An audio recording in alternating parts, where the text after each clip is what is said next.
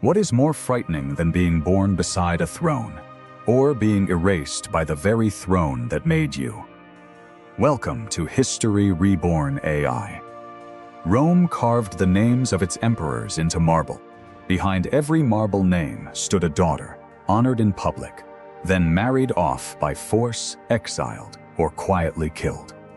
Tonight we reconstruct 20 faces the empire tried to blur into silence. Stay with us until number 1, where the moral legend of Rome's greatest emperor collapses under his own daughter's fate. These stories come from coins, statues, tombs, and fragments the empire could not fully destroy. Now sit back, relax, and enjoy the video. Number 20. Theodora stands at the edge of a bloodline nobody can fully confirm. She lived in the late 3rd century, in the Tetrarchy, married to Constantius Chlorus, and remembered as mother of an entire imperial branch. Her face survives only on commemorative coins, struck long after her death, an idealized base for reconstruction. The public remembers a faint royal mother, standing in the shadow of Maximian and Constantine. But the truth is stranger. Some sources call her Maximian's daughter. Others suggest she was merely his wife's child, absorbed for convenience. Her descendants were later swallowed by purges she never lived to see. The empire preserved her title. It never confirmed her father.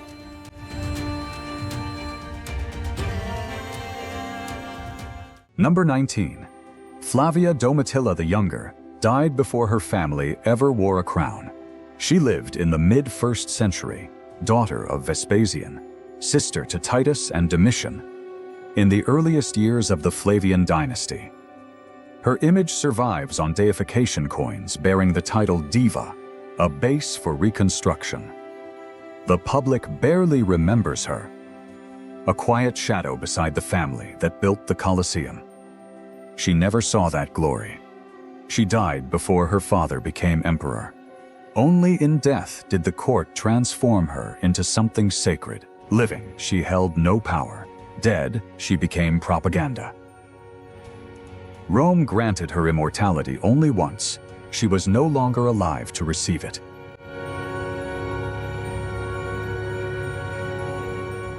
Number 18. Didia Clara wore the title Augusta for a reign that barely lasted 2 months. She lived in the late 2nd century, during the chaos of the Year of the 5 Emperors. The only daughter of Didius Julianus, her face survives on denarii struck during her father's brief rule, purchased, tradition claims, in an auction for the throne itself. The public remembers a proud young woman suddenly crowned. The truth came fast. Her father was executed weeks later. Clara lost her title and protection, nearly vanishing after burying him with her mother. One day, she was Augusta of Rome. Weeks later, that name could have condemned her. The throne dropped her into nearly 2,000 years of silence.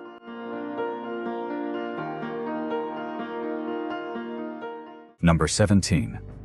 Claudia Antonia outlived 2 husbands, but could not outlive Nero. She lived from 27 to 66, daughter of the Emperor Claudius, in the Julio-Claudian dynasty. Her likeness appears in family portraits on Claudian coinage, beside images of her father. The public barely remembers her next to her siblings, Britannicus and Claudia Octavia. Both her husbands were killed in court upheavals, and sources claim that after Poppia's death, Nero wanted to marry her himself. She was executed after refusing, tradition claims, motive disputed. Her bloodline made her valuable and dangerous to everyone near the throne. She survived condemned husbands. She could not survive the value of her own blood.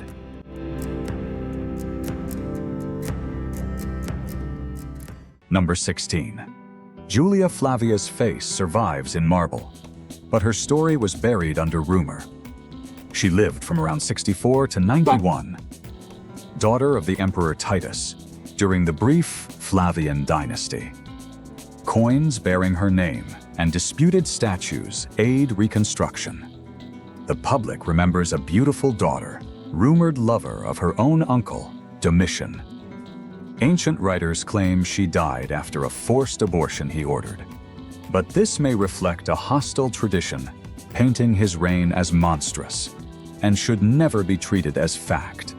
She has one of the clearest faces in Roman art. The woman behind it remains obscured by scandal no one can verify. Her portrait survived. The truth did not.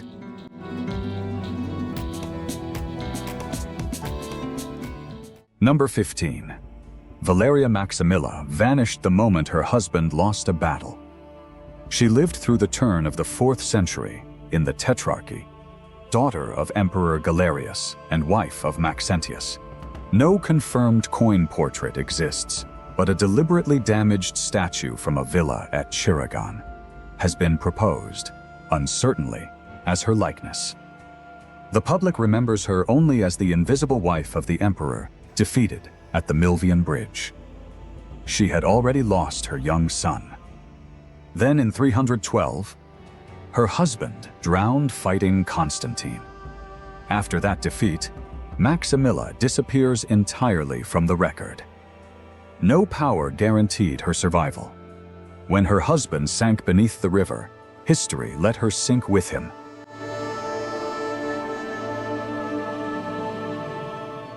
Number 14. Constantina became a saint in legend, but a power in history. She lived from the early 4th century until 354, daughter of Constantine the Great. Her memory ties to the mausoleum of Santa Costanza, a massive porphyry sarcophagus, and portraits proposed, though never confirmed, as her image. The public remembers a devout saint of later Christian tradition. The truth is sharper. Her first husband, Hannibalianus, was murdered in the Purge of 337. She then married Gallus and immersed herself in politics. The gentle medieval saint does not capture a woman ancient sources describe as ambitious, at times ruthless. Faith gave her a halo. History left a blade behind it.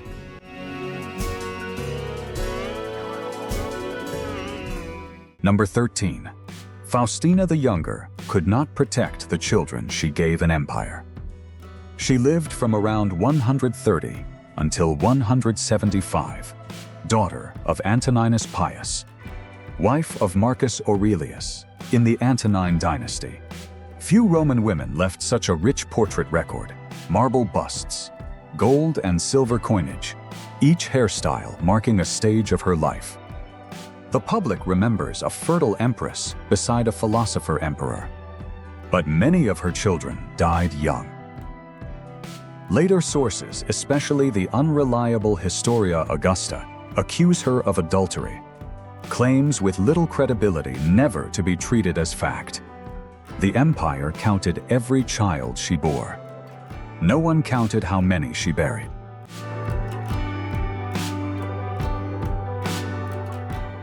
Number 12. Anicia Juliana built a church to challenge an emperor she could never become. She lived from around 461 until 527, daughter of the short-reigned Western Emperor Olybrius in Constantinople. One of the finest late antique portraits shows her directly, painted in the manuscript known as the Vienna Dioscurides. The public remembers a wealthy noblewoman and patron of the arts, rarely the daughter of a fallen emperor. She carried the blood of great dynasties, but never claimed a throne for her family. She built the Church of St. Polyeuctus on a scale that read like a political statement in stone. One generation later, Justinian raised Hagia Sophia, and her monument fell into shadow.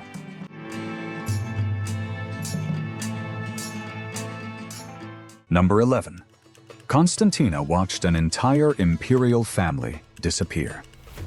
She lived at the turn of the 7th century, daughter of Emperor Tiberius II, wife of Emperor Maurice, in the Eastern Roman court.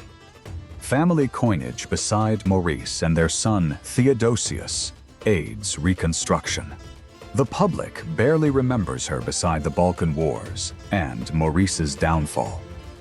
In 602, Maurice was overthrown. He and their sons were executed. Constantina and her daughters were imprisoned, and after suspected plots against the usurper Phocas, they too were killed. She was born to preserve a dynasty. Instead, she watched nearly all of it destroyed. On the coin, the family sits together. In life, power took them one by one.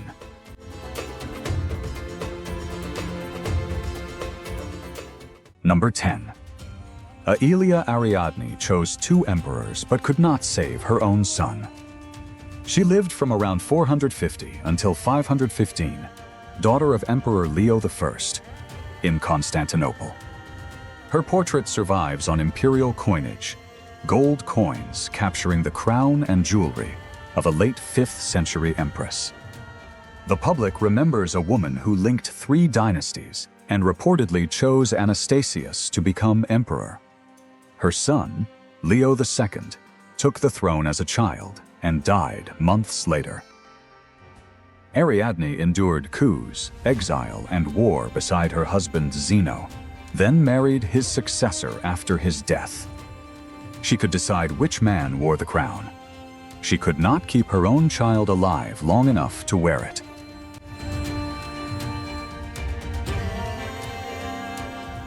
Number 9. Licinia Eudoxia was forced to marry the man tied to her husband's murder. She lived from 422 into the late 5th century, daughter of Theodosius II, in a fracturing empire.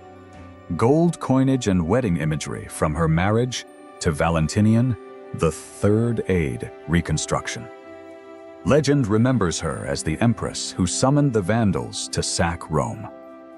After Valentinian was assassinated, she was forced to marry Petronius Maximus, a man possibly tied to her husband's death. Rome fell to the Vandals in 455, and she and her daughters were taken to North Africa. Whether she summoned Gaiseric remains disputed. She lost her husband, her throne, her children, and the right to tell her own story.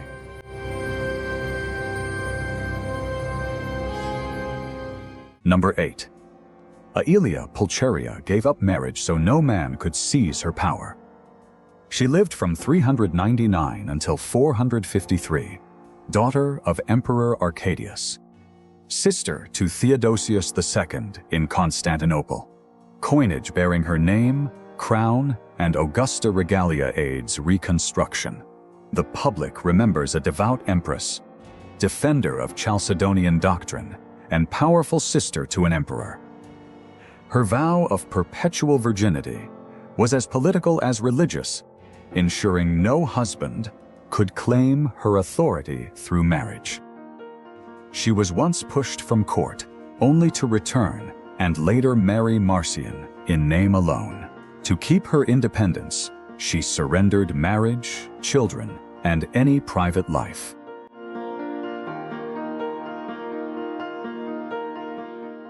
Number 7. Fausta warned an emperor about her own father, then died at her husband's command. She lived from around 289 until 326, daughter of Maximian, wife of Constantine the Great, through the Tetrarchy and into his reign. She appears on abundant gold and bronze coinage from his court. The public remembers the wife executed after the mysterious death of Crispus, Constantine's son. Years earlier, Fausta had warned Constantine of a plot by her own father, contributing to his downfall. Her brother Maxentius later died fighting her husband. In 326, Fausta herself was killed. The tale of an overheated bath remains unconfirmed. That loyalty never bought her safety.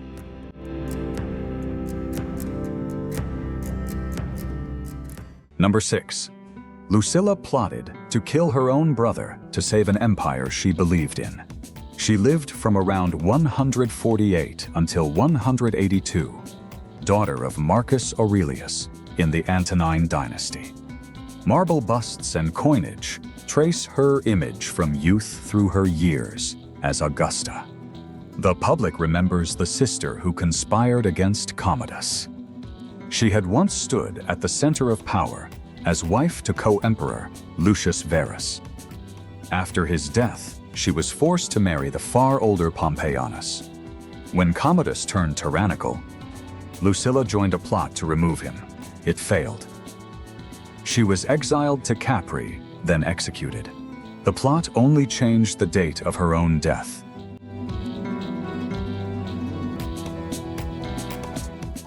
Number 5. Galeria Valeria was hunted all the way to the sea. She was born in the 3rd century and died in 315, daughter of Diocletian, wife of Galerius, in the Tetrarchy. Official coinage shows her crown, hairstyle, and status as Augusta. The public barely remembers the daughter of Diocletian, the emperor who famously chose to abandon the throne. After Galerius died, Maximinus Daia reportedly proposed marriage. She refused and paid with confiscated property and exile. After years fleeing with her mother Prisca, both women were recognized, executed, and their bodies thrown into the sea. Her father once controlled the empire. After his retirement, no power remained to protect her. The empire could not even offer her a grave.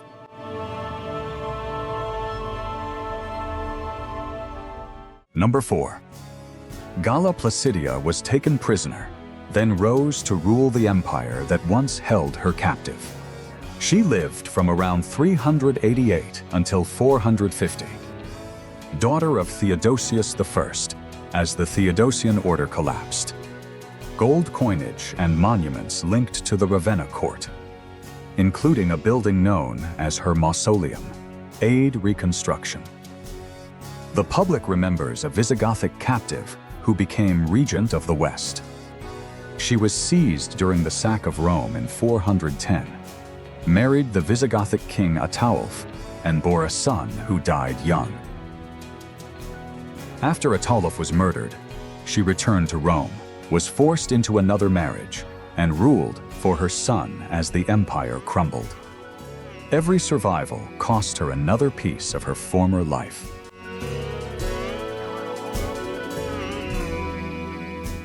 Number 3. Justa Grata Honoria sent a letter that convinced Attila to demand half an empire. She was born around 416, her later fate uncertain.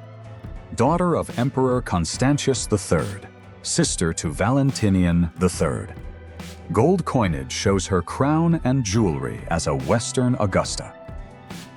The public remembers the princess who sent a ring to Attila and unintentionally handed him a reason to invade the West. After a scandal involving an official named Eugenius, Honoria faced a forced marriage. She sent a plea and a ring to Attila, who read it as a proposal, then demanded half the West as dowry. Her true intentions remain unconfirmed.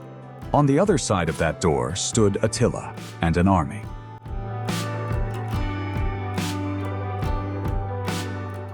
Number 2.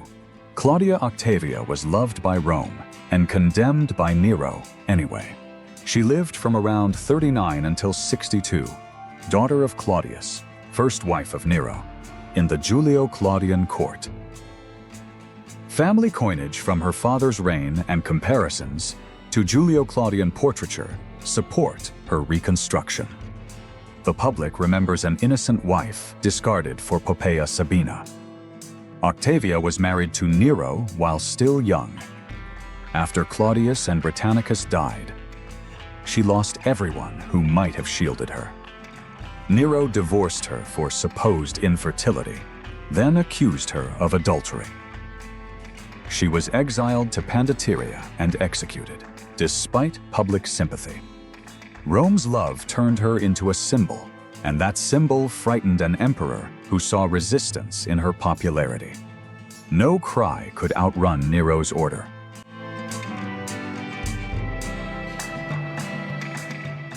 Number 1.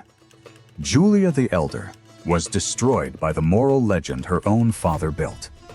She lived from 39 before the Common Era until 14 of the Common Era, the only biological child of Augustus. No confirmed portrait of her survives. Only disputed coins and fragments hint at her face. The public remembers a scandalous daughter who humiliated Augustus and broke the moral laws he had passed. She was married 3 times, to Marcellus, Agrippa, and Tiberius, used again to produce heirs. In 2 before the Common Era, Augustus exiled her for adultery, though some historians suspect deeper conspiracy. She died the same year as her father. He built an image of restored virtue, then let his own daughter become its ruin.